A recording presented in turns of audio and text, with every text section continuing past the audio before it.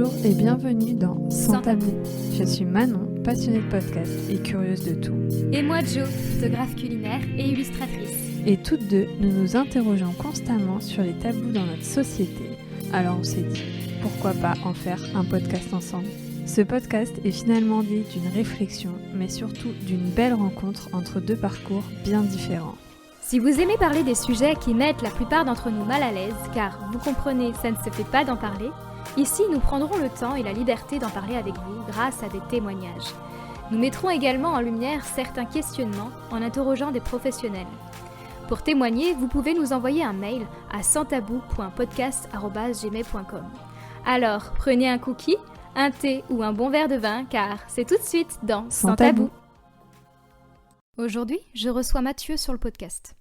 Je tenais à l'inviter car c'est très rare d'avoir l'opinion et le ressenti d'un homme et futur papa sur la grossesse de sa conjointe, ainsi que sur l'accouchement. Comme beaucoup d'accouchements, il ne s'est pas déroulé comme il l'aurait souhaité. Le sentiment d'impuissance était très présent. Attention, ce témoignage pourrait toutefois heurter les âmes sensibles. Je vous laisse maintenant découvrir son histoire. Bonjour Mathieu, bienvenue sur le podcast. Tout d'abord, comment vas-tu ? Je vais bien, un peu fatigué, mais je vais bien. Sinon. Ah bah oui, on peut comprendre avec un bébé. Est-ce que pour commencer, tu pourrais te présenter s'il te plaît ? Oui, je m'appelle Mathieu, je suis ton frère. J'ai 37 ans, j'habite en Bourgogne et je travaille dans une société qui fait des jus de fruits, voilà, et j'ai une formidable femme qui s'appelle Chloé et un petit enfant de 15 mois qui s'appelle Mélissande, voilà. Et qui est née d'ailleurs pendant une bonne période très intéressante. Oui, elle est née pendant le premier confinement. Ouais, au tout début même. Mars 2020, fin mars 2020. Ouais. As-tu toujours voulu être papa ? Je ne crois pas, non. Non. C'est quelque chose qui est arrivé assez tardivement, je dirais. Ça n'arrive pas d'un seul coup, je pense que c'est un processus en fait. Mais je pense que à l'aube de la trentaine, je me suis senti, on va dire, j'ai senti que c'était quelque chose que je voulais en fait. Mmh. Alors qu'avant, c'était quelque chose où je me disais peut-être que je le serais, peut-être que je le serais pas. Ouais, je dirais que c'est quand j'ai déménagé vers tu sais qu'avant j'habitais en région parisienne, on n'était pas ensemble avec Chloé, et quand on a déménagé, donc elle est partie au Mans et que moi je suis parti à Mâcon, je pense que c'est à ce moment-là que je me suis alors je sais pas si c'est un lien de cause à effet ou si c'est la trentaine ou si c'est ce déménagement, je ne sais pas. Ou l'effet de campagne, maison. Peut-être, je sais pas. Je me suis senti prêt ou en tout cas j'ai senti cette envie d'avoir un enfant. Ok. Et comment as-tu vécu le parcours pour qu'elle puisse tomber enceinte du coup ? Je déteste cette expression, mais bon, il n'y en a pas vraiment d'autre. Alors, il a été en plusieurs étapes ce parcours. Comment est-ce que je l'ai vécu? Alors déjà, il y a toute la partie Comment toi tu l'as vécu en tant que futur papa du coup ? en tant que futur papa, oui, jusqu'à l'accouchement, c'est ça? Bah oui, donc il y a eu plusieurs étapes, enfin deux grosses étapes. Ça a été d'abord d'essayer de tomber enceinte, enfin pour Chloé de tomber enceinte, et ensuite il y a eu toute la partie grossesse. Hein. Mais nous ça a été ça a été compliqué. Bon, disons qu'on a eu on a mis un petit peu de temps avant que Chloé tombe enceinte pour diverses raisons médicales sur lesquelles je ne me pencherai pas forcément. Hein. Ça ne concerne pas forcément mon corps. C'était assez frustrant parce qu'on est passé par des étapes. En fait, ça durait bien entre 2 et 3 ans, en fait, cette étape. Et on est passé par pas mal de rendez-vous médicaux pour voir qu'est-ce qui allait pas, qui est-ce qui avait un problème. C'était assez. Mais bon, au final, voilà, disons on a trouvé par les différents examens médicaux qu'on a fait, elle et moi, on a trouvé en fait d'où venait la cause de de ce retard en fait. Je vais appeler ça un retard parce qu'au final elle a fini par tomber enceinte. Il n'y avait pas de problème, c'est juste en fait ça a mis un peu plus de temps et bon, au final elle est tombée enceinte, donc c'était en juillet 2019. Qu'est-ce que je devrais dire? Moi en fait c'est marrant parce on l'a pas vécu de la même manière. Moi Bah, c'est normal. Ouais, peut-être. Alors, pour répondre à ta question de manière plus précise, là, comment est-ce que j'ai vécu? C'est ça ta question, c'est comment est-ce que j'ai vécu? Ouais, comment tu l'as ressenti ? Comment est-ce que j'ai ressenti? Alors déjà, avant, En fait, je pense que la pression était surtout sur Chloé au final. Parce que moi, je faisais les choses de mon côté, mais enfin, j'avoue que tant que Chloé est pas enceinte, ou même après quand elle était enceinte, la part de l'homme, elle reste assez faible. Enfin, enfin, j'allais dire, moi, je faisais ce que je pouvais faire. J'ai fait les rendez-vous médicaux que j'ai dû faire. Il y avait rien d'intrusif ou quoi. C'était pas, voilà. J'ai dû consacrer peut-être 5 ou 6 heures en tout de rendez-vous médicaux sur l'ensemble de la période. Et au final, quand Chloé m'a annoncé qu'elle était enceinte, au début, je pense que j'y ai même pas cru en fait. Tellement on avait attendu. Oui, bah Je me oui. suis dit, elle m'a annoncé le truc parce qu'en fait, elle expliquera peut-être un peu mieux. En fait, elle est tombée, elle faisait de la symptothermie. Et donc, elle calculait les périodes où elle Est-ce était. que tu peux expliquer ce que La c'est? symptothermie, bon, elle l'expliquera mieux que moi, mais en gros, c'est une technique de suivi des courbes de fertilité de la femme. Donc, ça permet de voir quand est-ce qu'on va avoir ses règles, quand est-ce qu'on va être fertile. Alors, je vais pas rentrer dans les détails parce que je suis pas forcément à l'aise techniquement avec ça. C'est surtout Chloé qui le fait, mais bon, je connais les grandes lignes. Et en gros, elle utilisait cette technique de symptothermie pour savoir à quel moment est-ce qu'elle allait être fertile et à quel moment il fallait vraiment enfin, quelles étaient les fenêtres de tir, si je puis me permettre l'expression. Et en l'occurrence, en fait, mais Chloé est tombée enceinte de Mélissandre en dehors de ces fenêtres de tir qu'on avait calculées avec la symptothermie. Ah Donc c'est oui. pour ça que, ah oui, oui, elle est tombée, enfin, du coup, c'était quelques jours après qu'elle ait enfin bref, sans rentrer dans les détails, c'était pas dans les fenêtres de fertilité. Et donc du coup, on s'attendait pas du tout à ce qu'elle soit enceinte. Et ça nous a fait tout drôle. Hmm. Voilà. Donc au début, moi j'avais du mal à réaliser. Et pendant tout le début de la grossesse, on avait voilà, il y a pas mal de monde, les médecins en premier lieu, mais également sa grand-mère qui avait fait pas mal de fausses couches également quand elle était jeune, qui nous ont mis un petit Oui, qui vous ont dit de pas vous attacher. voilà, de pas se réjouir trop vite, d'attendre les 3 premiers mois. Et une fois qu'on avait passé les premiers mois, ils nous disaient attendez les 6 premiers mois, histoire d'être sûr que le bébé sera viable, etc. Donc, et il y a pas mal d'étapes qui sont vraiment anxiogènes. Savoir si c'est un œuf clair, savoir si l'embryon est viable, il a rien. L'épisode de la nuque claire, je sais pas si je le prononce bien, pour savoir s'il y a de la trisomie. En fait, il y a plein, Ouais. plein d'étapes comme ça à chaque fois qu'on fait une échographie, on se dit, mais est-ce qu'il va y avoir quelque chose? Parce qu'en fait, le corps médical te met cette... Enfin, c'est pas une pression, mais te met ce Ouais, stress, en fait. oui, bah, en fait, oui, le stress, il est forcément sur nous, dans le sens où s'il y a quelque chose, après, ce sera à nous de prendre une décision. Par exemple, est-ce que si Mélissande il nous avait annoncé qu'elle était trisomique, est-ce qu'on aurait pris la décision enfin, que Chloé avorte, quoi? Et ça, psychologiquement, on se sentait pas, on Ah bah se c'est dur, sentait hein. pas prêt pour prendre cette décision, mais je pense que personne n'est prêt pour ça. Ah bah non.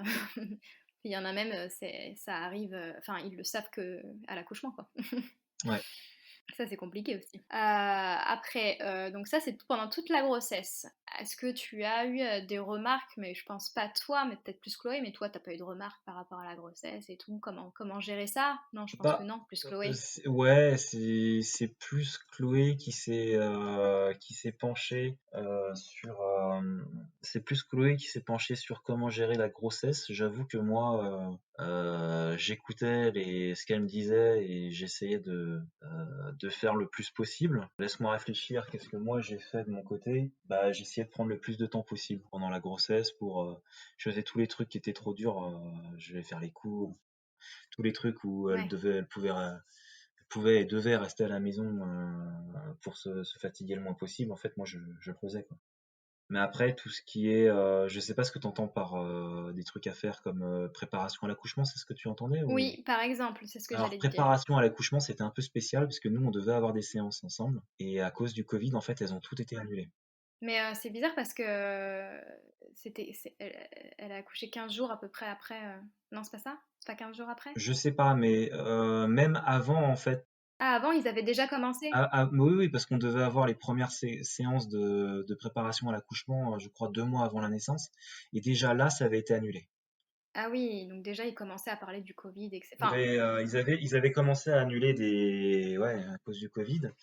Et du coup, nous, on est arrivé à, donc Chloé a senti les premières contractions pour l'accouchement, enfin, a senti les contractions tout court, 2 semaines et demie avant terme. Donc voilà, normalement, c'était le mi-avril et Mélissande est née fin mars, et donc en pleine première vague de l'épidémie. Donc voilà, ah oui, il y a un truc que j'avais oublié de préciser, c'est que tous les rendez-vous médicaux, en fait, moi, je l'amenais à l'hôpital, et en fait, je n'avais pas le droit de rentrer dans l'hôpital. Il y avait qu'un seul accompagnant.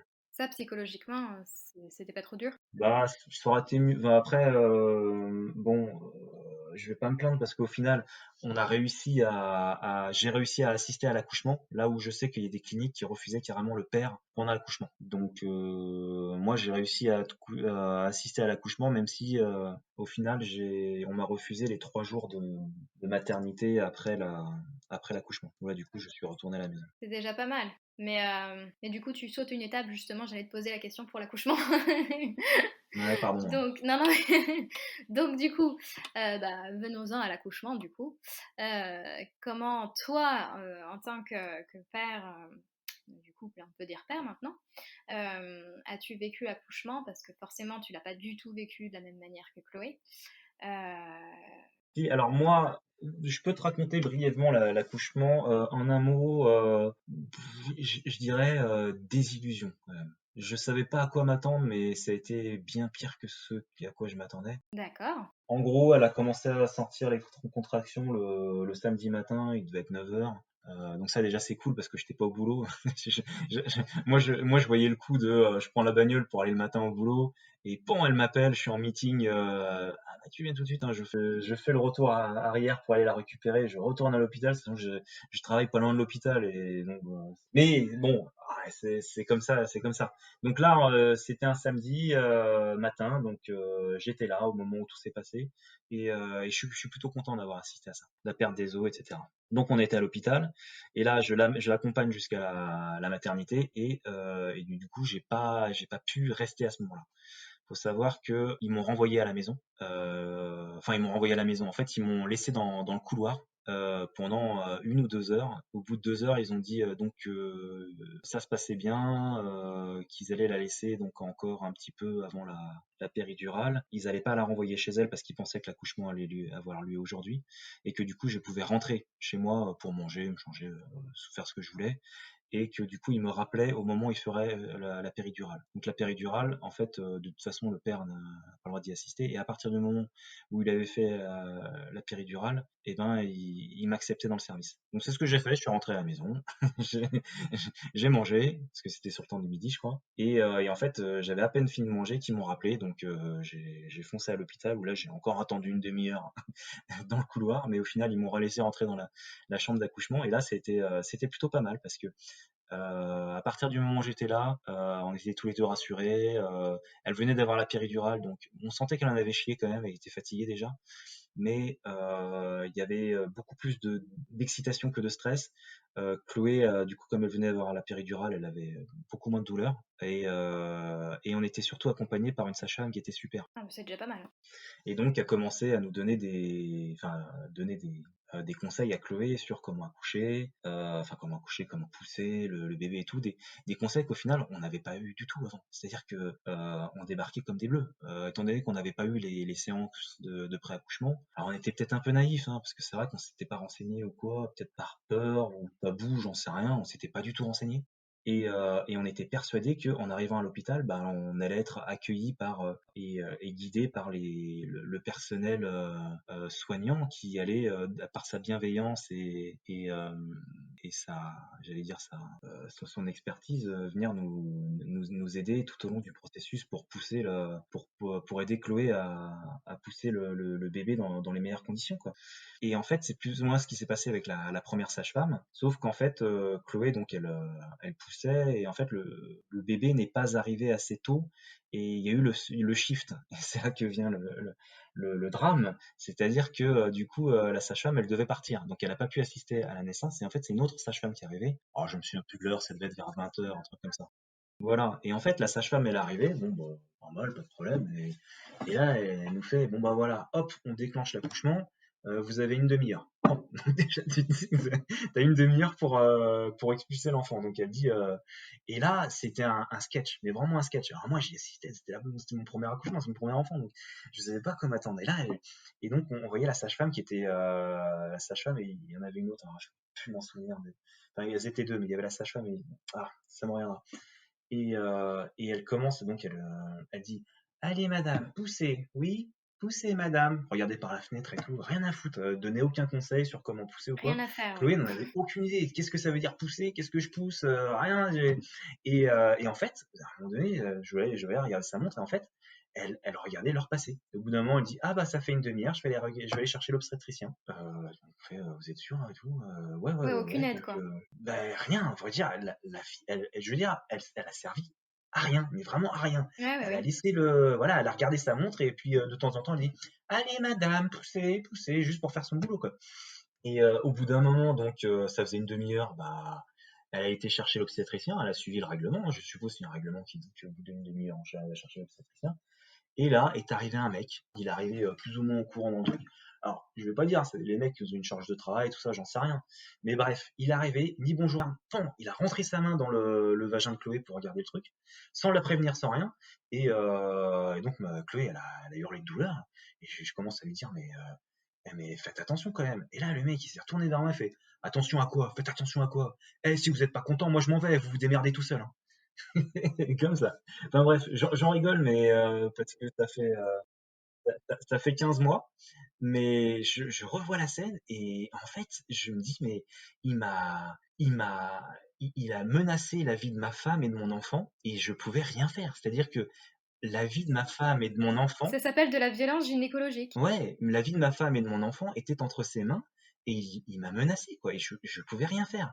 Et j'ai ressenti une telle impuissance face à enfin, ce médecin. Ben, je me suis contenté de, ben, je me suis tu. En fait, j'ai rien dit, j'ai rien répondu parce que j'avais tellement peur qu'en fait, ça se passe mal avec Chloé et j'étais tellement persuadé que la vie de mon bébé et de Chloé était entre ses mains que j'ai rien trouvé à répondre, quoi. Donc voilà, et à partir de ce moment-là, bah, de toute façon, même si j'avais un semblant de contrôle sur la situation avant, là, j'avais plus aucun contrôle. Là, Chloé ni moi, on maîtrisait plus rien, de toute façon.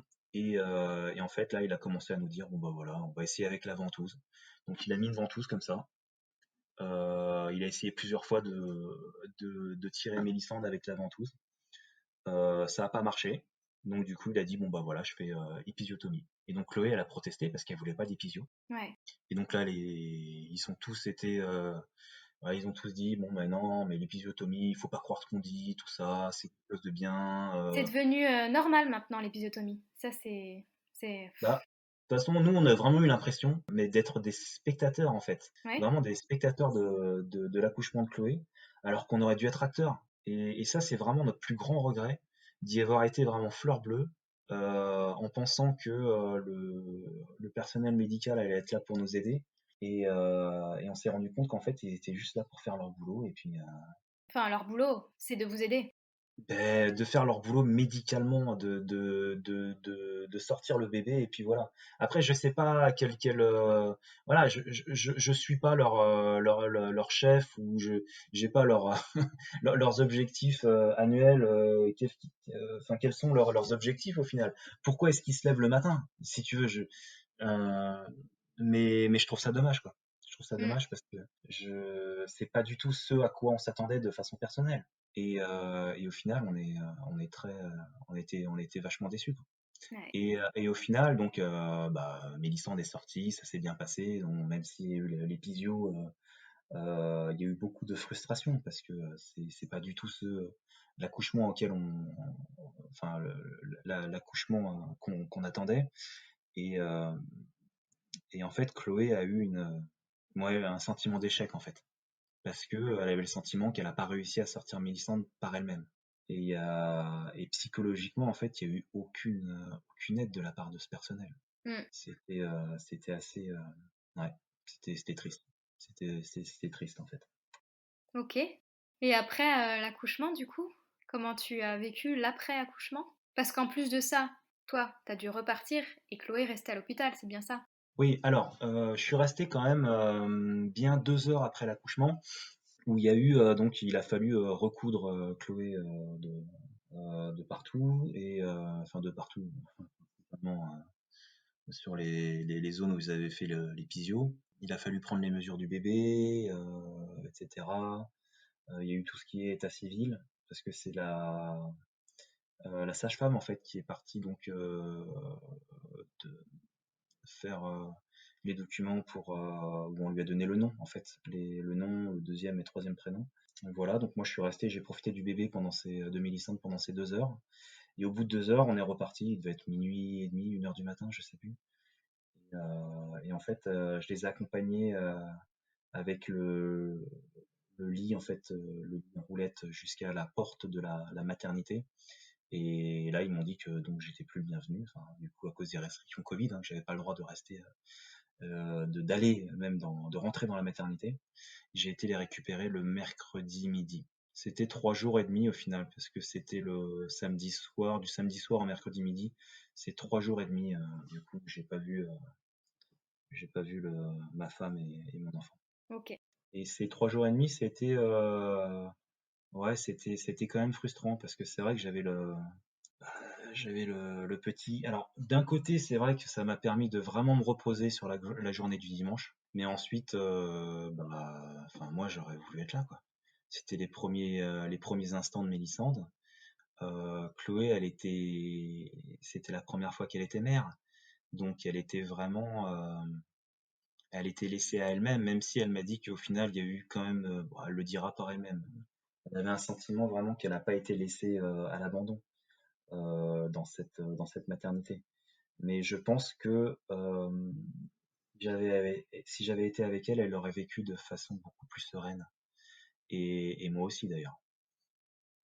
Moi, ouais. De toute façon, les 3 jours qu'on suit de maternité, et c'était la même chose que l'accouchement, c'était vraiment un sentiment d'impuissance. De toute façon, même quand j'étais là, j'avais le sentiment de rien contrôler. Ouais, mais en même temps, je pense que pour n'importe qui, ça aurait été compliqué, hein. Déjà, le fait de vivre un accouchement pendant le confinement, et en plus de ne pas être aidé, de tomber sur des personnes malveillantes. En tout cas, elles n'ont pas été bienveillantes. Oui, voilà, c'est ça. Ouais, ben non, mais après, non, non, il y a rien de spécial à raconter. Si, peut-être que, voilà, Chloé, elle a ressassé, elle a dû prendre des séances de psy, en fait, par rapport à cet accouchement, parce que ça l'avait vraiment, Marqué. ouais, ça l'avait marqué, ça l'avait choqué, ça l'avait choqué.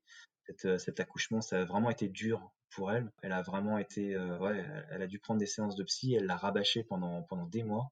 Je pense que ça a dû lui prendre 1 an avant de vraiment qu'elle arrête de le rabâcher et de le ressortir régulièrement. Là, ça va beaucoup mieux. Je pense que les séances de psy ont bien marché, et le fait avec le temps, de toute façon, tout lit. Et puis, alors, à force d'en parler avec moi, sa famille, ses amis, voilà. Que malheureusement, ce qu'elle a vécu, c'est assez commun. J'ai j'ai peur que ce soit assez commun.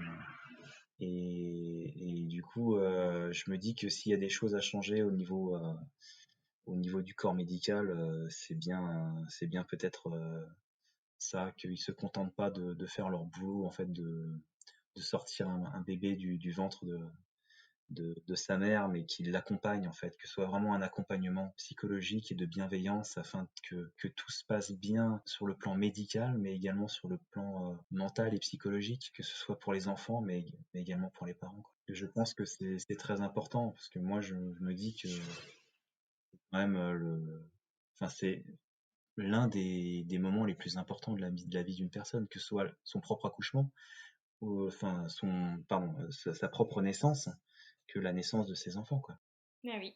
Non, mais je suis bien d'accord. Donc sur ces bonnes paroles, je te remercie d'avoir témoigné, parce que on n'a pas forcément tous les jours un témoignage masculin, donc un papa, futur papa et papa. Donc c'est bien d'avoir les deux versions. Donc je te remercie, puis je te dis à bientôt. Bah oui, à très bientôt. Allez, salut, merci. Salut. Et voilà pour le témoignage de Mathieu. Il vient en complément de celui de Chloé, que vous pouvez retrouver dans le prochain épisode. Merci d'avoir écouté l'épisode jusqu'au bout, j'espère qu'il vous a plu. Si vous aimez le podcast, n'hésitez pas à nous mettre 5 étoiles sur votre plateforme d'écoute et à partager ce podcast le plus possible. Cela nous permettra de nous faire connaître et de pouvoir libérer les paroles. Retrouvez-nous sur notre site internet 100tabou-podcast.com et sur Instagram @100-tabou-, ou bien par mail à info@100tabou-podcast.com si vous souhaitez témoigner ou tout simplement papoter avec Manon et moi. À très vite et surtout soyez sans tabou.